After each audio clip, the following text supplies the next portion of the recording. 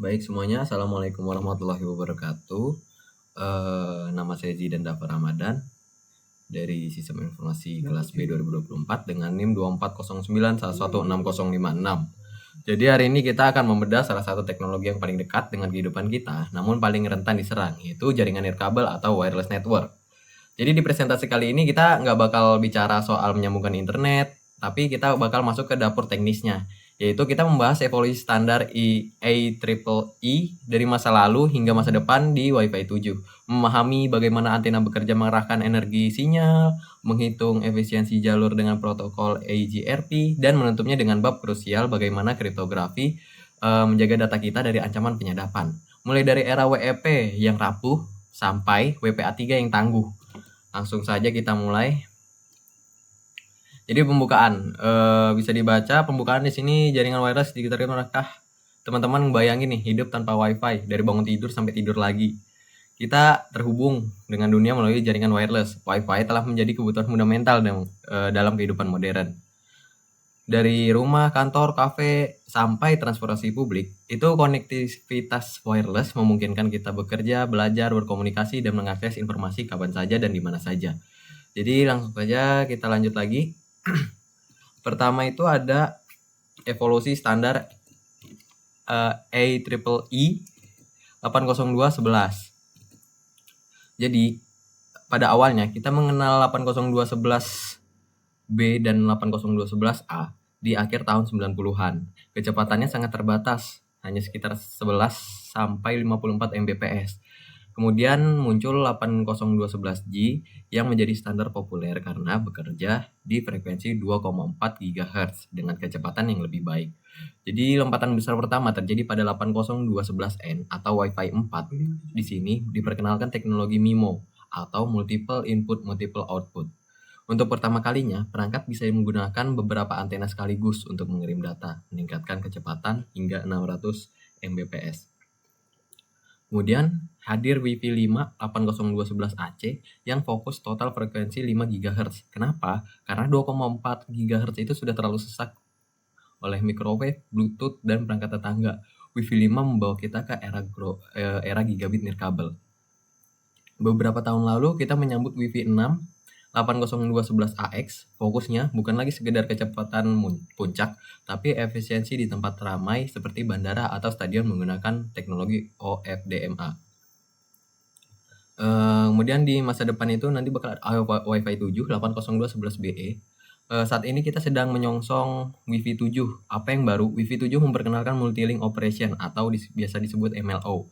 Jika dulu ponsel cuma bisa terkoneksi ke satu pita frekuensi, misal 5 GHz saja, di Wi-Fi 7 ponsel bisa terkoneksi ke 2,4 GHz, 5 GHz, dan 6 GHz secara bersamaan. Hasilnya, throughput masif hingga 46 Gbps, dan latensi yang sangat rendah. Ini kunci untuk teknologi masa depan seperti VR atau AR, dan cloud gaming tanpa lag. Kopi dulu.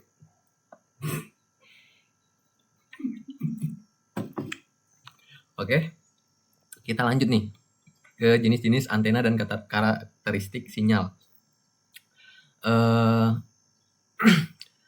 Ada tuh, setelah bicara standar, kita bicara fisik, bagaimana data berpindah dari router ke perangkat Anda. Jawabannya adalah antena. Dalam keamanan jaringan, memahami antena sangat penting untuk membatasi jangkauan sinyal agar tidak keluar dari area aman.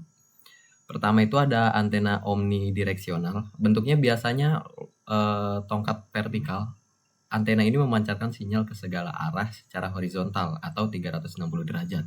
Sangat bagus untuk kantor terbuka, namun buruk untuk keamanan karena sinyal Anda bisa bocor keluar gedung atau ke parkiran, tempat di mana hacker bisa menunggu.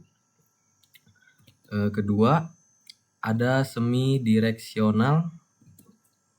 Di semi-direksional ini contohnya ada antena patch atau panel sinyal difokuskan ke satu arah, biasanya dalam sudut 90 hingga 180 derajat. Ini sering dipasang di sudut ruangan di koridor panjang. Ini masuknya ke bagian direksional ya teman-teman.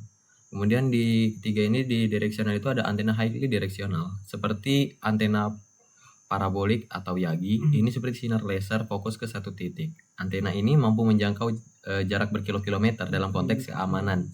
Ini sering digunakan untuk koneksi backhaul antar gedung. Penting untuk diingat, semakin besar gain atau dBi, sebuah antena semakin jauh jangkauannya, namun semakin sempit sudut pancarannya. Memilih antena yang tepat adalah langkah pertahanan fisik pertama dalam keamanan jaringan.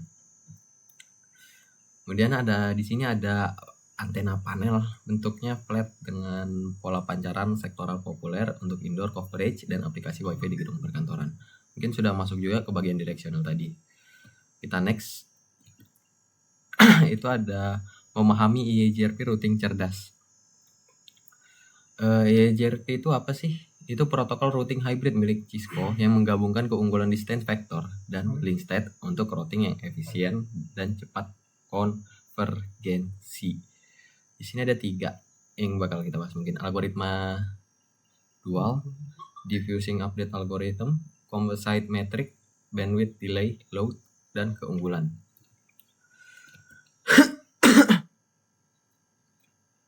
Kemudian variable key values IEGRP menggunakan 5 variabel variabel K1 sampai K5 untuk menghitung metrik routing secara default. Hanya K1 bandwidth dan K3 delay yang aktif dengan nilai 1, sedangkan K2, K4, dan K5 itu bernilai 0. Konfigurasi ini memberikan keseimbangan optimal antara kecepatan dan efisiensi jalur routing. K1 dan K3 itu default. K1 bandwidth nilai 1 menghitung kapasitas jalur berdasarkan bandwidth terendah. K3 itu delay nilai 1 juga menghitung total delay kumulatif sepanjang jalur routing. K2 itu load nilai 0 default, mengukur beban traffic pada link tidak digunakan secara default karena dapat menyebabkan route flapping yang tidak stabil. K4 dan K5 reliability nilai 0 default, mengukur keandalan link berdasarkan error rate, jarang digunakan karena nilai reliability cenderung statis. Jadi di sini ada perhitungan metrik IEGRP. Rumus IEGRP bandwidth plus delay itu untuk rumus metriknya IEGRP ya. Bandwidth plus delay dikali 256. Bandwidth 10/7 per bandwidth terendah kbps. Delay sama dengan total delay per 10. Contohnya nih, bandwidth 10 Mbps, delay 2000 delay. Jadinya 2000. Bandwidth 10 juta per 10.000. Jadinya 1000 bandwidthnya. Kemudian kalau delay 2000 per 10, jadi delaynya 200. Untuk rumus delay tadi total delay dibagi 10. Kemudian kalau metrik itu dijumlahkan baru dikali 256. Totalnya 307.200. Oke, next. Kemudian ada kriptografi wireless dari WEP ke WPA3. Jadi inilah bagian yang paling krusial bagi kita sebagai mahasiswa keamanan jaringan, yaitu kriptografi. Jaringan wireless adalah media publik. Siapapun yang punya antena bisa menangkap paket data kita. Jadi kita butuh enkripsi. Yang pertama itu ada era WEP, Wired Equivalent Privacy. WEP itu adalah standar keamanan pertama menggunakan algoritma RC4. Namun WEP memiliki cacat fatal pada initialization vector atau IP yang hanya 24 bit. Karena IP ini sangat pendek dalam trafik yang padat, IP akan berulang. Kalau ada penyerang itu hanya perlu mengumpulkan cukup banyak paket untuk membacakan kunci enkripsi secara total. Jadi mungkin nggak disarankan untuk menggunakan WEP di era sekarang. Kemudian yang kedua itu ada era WPA, WiFi Protected Access. Sebagai solusi darurat muncul WPA dengan protokol TKIP. TKIP secara dinamis mengubah kunci setiap kali paket dikirim. Ini lebih baik dari WEP, tapi karena masih berbasis RC4, ia tetap memiliki celah keamanan. Kemudian ada era WPA2, 802.11i. WPA2 itu membawa standar industri baru dengan AES, Advanced Encryption Standard, sangat kuat. Namun WPA2 memiliki satu titik lemah. Proses four-way handshake saat perangkat Anda pertama kali tersambung, terjadi pertukaran kunci yang bisa ditangkap oleh penyerang untuk dilakukan offline dictionary tag.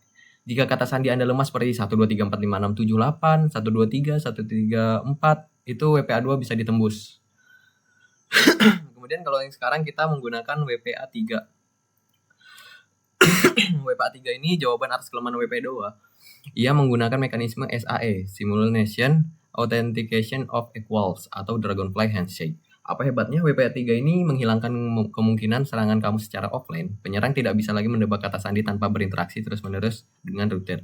Selain itu, WPA3 memberikan fitur forward secrecy, yang artinya jika kunci utama bocor di masa depan, data-data lama yang pernah terenkripsi tetap tidak bisa dibuka. Di sini ada perbandingan standar keamanan seperti yang saya jelaskan tadi, WEP, WPA, WPA2, WPA3. WPA3 yang dipakai gunakan sekarang, WPA2 masih memiliki kerentanan, WPP nggak disarankan banget untuk sekarang. Nah, jadi di sini kita masuk ke kesimpulan. Kita sudah selesaikan presentasi ini dari memahami standar AEEE yang semakin cepat dengan Wi-Fi 7. Pentingnya pola radiasi antena, logika perhitungan metrik IEGRP untuk efisiensi jalur, hingga perisai kriptografi kita. Dunia wireless bakal terus berkembang, ancaman baru seperti quantum computing mungkin akan menantang algoritma AES kita suatu saat nanti. AES itu yang tadi di WPA3.